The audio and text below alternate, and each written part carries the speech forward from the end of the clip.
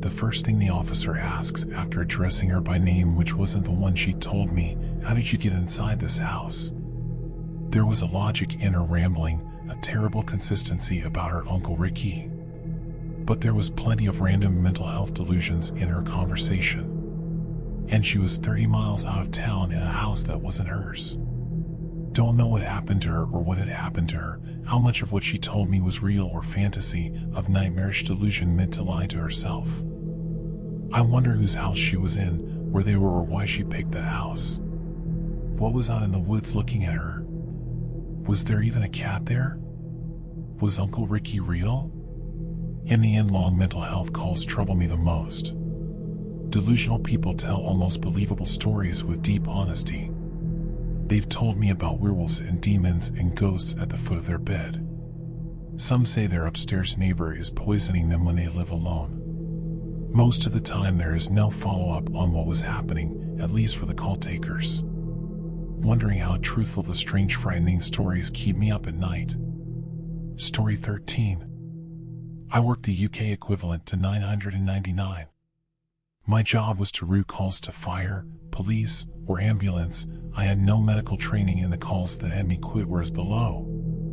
At about 9 at night, a woman calls calmly asking for an ambulance as her husband had passed out. After 10+ minutes of trying to get London Ambulance to answer the phone, she hangs up. I stay on the line, and another 10 minutes later they answer. I relay the situation and address, and they confirm they'll do a drive-by, basically get the nearest available unit to visit the property to see what's happening.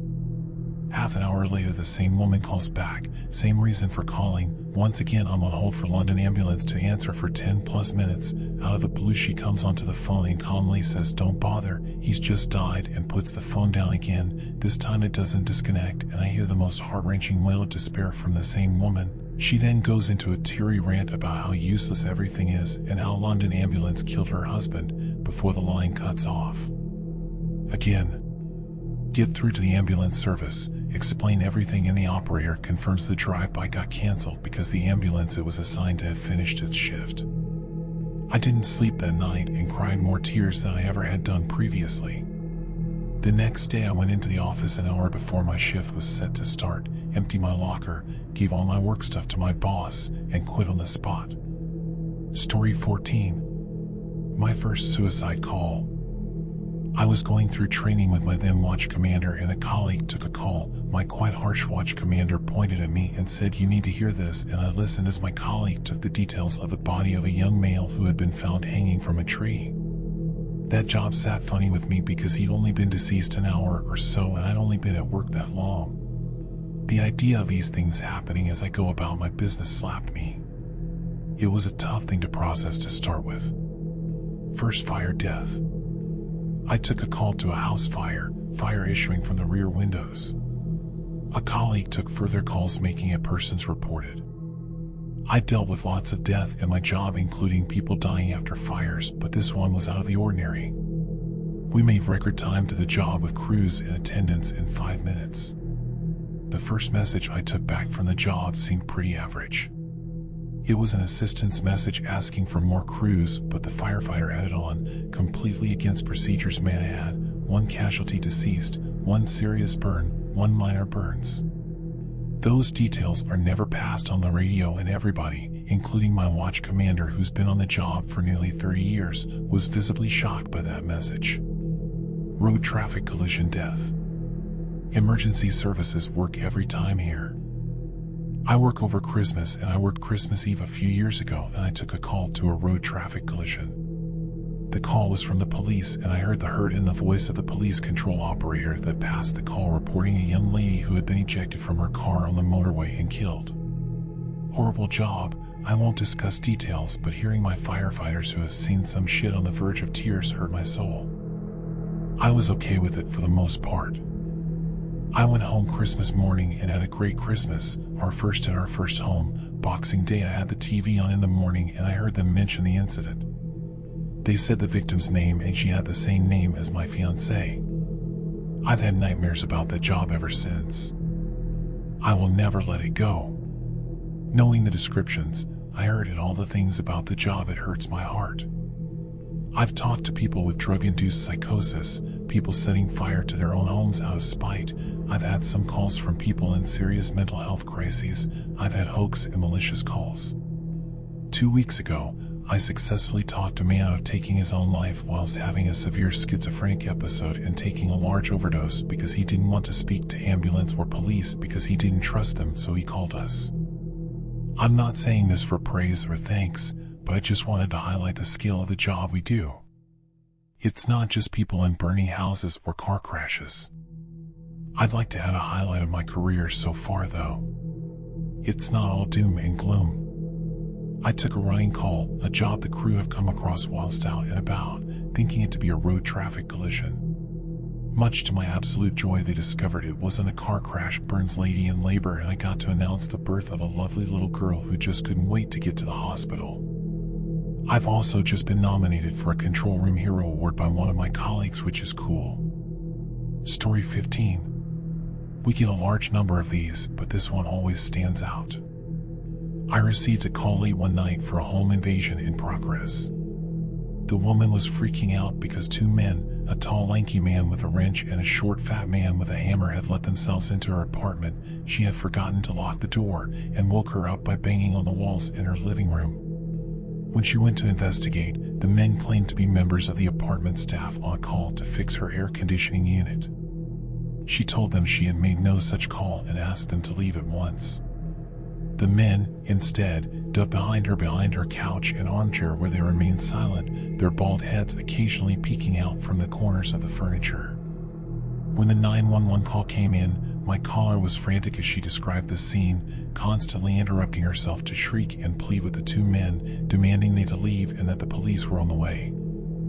I remained on the line with her as my officers went en route so that I could update them on developments. However, my caller continued to only describe their bald heads, rasping breath, and abnormally large, black eyes tracing her around the room. Roughly 5 minutes into the call, things changed. My caller said that the men had ducked down completely behind the furniture and she could no longer see or hear them. I advised my caller to remain where she was and not search for the intruders, as she informed me she intended to, and that my officers were pulling into her apartment block. I heard a knock at her door as my officers entered, and, oddly enough, I began to hear a dog barking through my headset. Clearly, in cases such as home invasion, a dog present will be barking constantly, and it only began as my officers entered the home. I muted my voice and remained on the line as my officers cleared the apartment, all while the woman desperately described to the officers that the men must have sunken back down through the shadows on the floor as they usually do when they are about to be caught. My officers concluded after a full sweep of the apartment that everything was clear and that the woman had mistaken her furniture, a love seat, the short fat man, and high back chair, the tall, slender man, as the intruders. We currently have the residents flagged, but I'll never be able to shake her descriptions of the two intruders staring at her with those black eyes. Story 16. I'm not a 911 operator, but did have a seriously creepy experience one early morning. My husband and I were needing to downsize because of a cut in his salary. We were renting a house at the time, but looked at one-bedroom apartments that were cheaper. We found one and put a deposit on it. We were set to give our landlord a 30-day notice the following day. That night, my sleep was greatly disturbed. I was dreaming that we had moved into the apartment we put the deposit on. In my dream, we hadn't lived there long when our doorbell rang. My husband went to open the door. I heard a gunshot and ran to find my husband bleeding out on the floor. The dream was so real that I awoke and grabbed the phone beside my bed and dialed 911 in real life. Thankfully, after hearing one ring, I realized that I was awake and the whole ordeal had been a nightmare and hung up the phone. I dressed quickly because I felt that the police would probably come to our house, since I was certain that our number and address had been registered on their end before I hung up. Luckily, no one ever called back or showed up at our house. But, because of this dream, I told my husband that we should move into that apartment. We found a different apartment and moved there instead. And it turned out to be the right thing to do, because not too long after, we were watching our local news. There had been a shooting in the apartment parking lot of the one I had the dream about. A resident had been shot dead as he was going to his car. There was no rhyme or reason to it, and the shooter was never found. I feel that my vivid dream saved my husband or perhaps myself from being shot and killed. It was one of the freakiest things I've ever experienced. Story 17. Call from a male in his 50s who lived with his elderly parents. He woke up from a nap with his 75-year-old mother standing over him with a hammer and another tool. He could hear his father groaning in the other room. She had just bashed the 81-year-old dad's head with the hammer. The caller went outside to call for help. During the call, he could see the mother in the kitchen window cleaning the bloody weapons. Turns out the husband kept belittling the wife over 60 years of marriage, telling her to make him sandwiches, basically wait on him. Because of his age, he wasn't supposed to drive, which she in turn bugged him about. When she told him she didn't have sandwich fixings, he stated sarcastically back that he was going to drive to the store. Snap. She went to the garage, without saying a word to him, came back with the tools, and while he was sitting in the recliner, hit him from behind.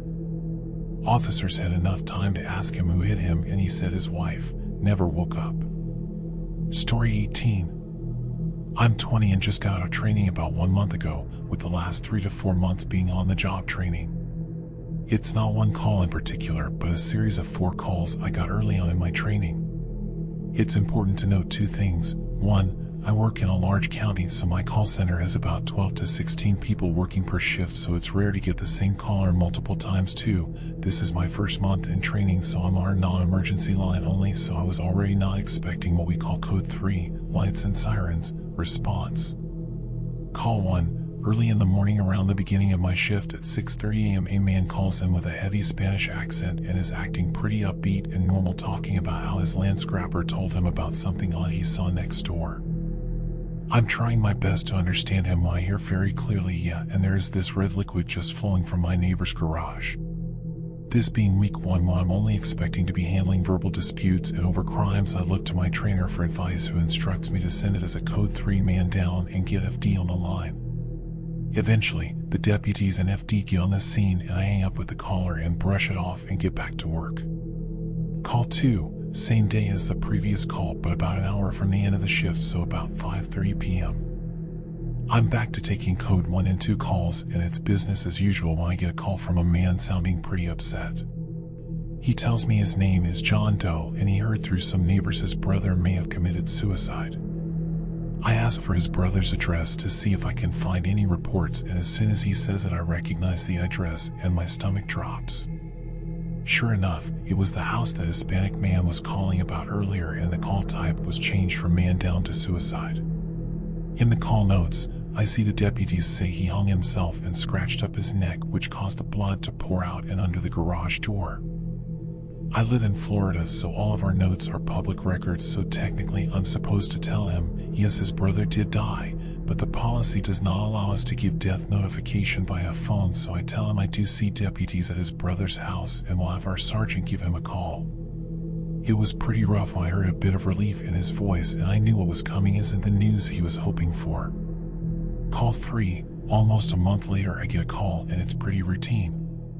The guy's brother died, and he wants us to come to collect his brother's weapons that he isn't going to keep or sell. No problem, I get the call up and send it and get a weird feeling about the address, but it's probably nothing.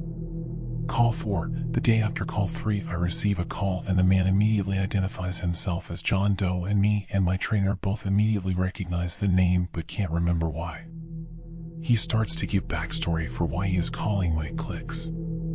He then tells me how he was moving his brother's gun safe from the home and that it was dropped on accident. When it was dropped, a white powdery mist poured out of several drill holes on the bottom. He mentions he thought it was some part of the safe, but his brother was very paranoid and had parts of the house booby-trapped in the past, so he wanted to be safe.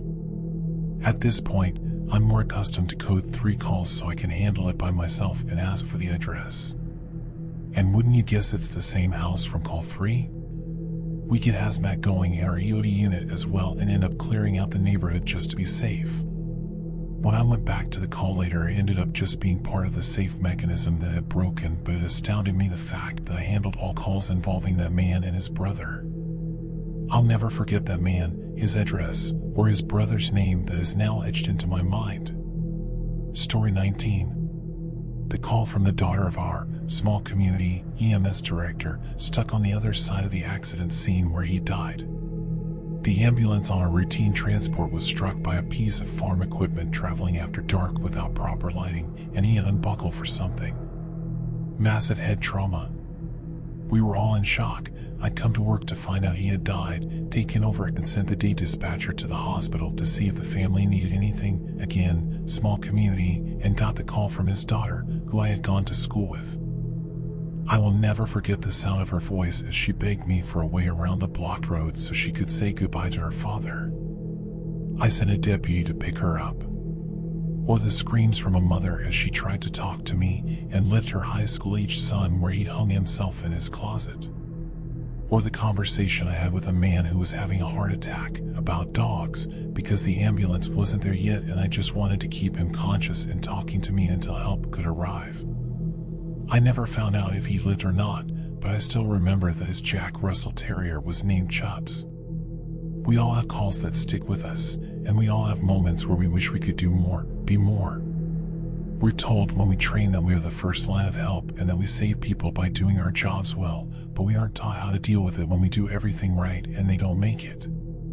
Because you can't teach that, it's something that everyone has to learn for themselves. It's different for everyone. I still don't know how to get rid of the dreams, but I'm learning how to handle them when they happen.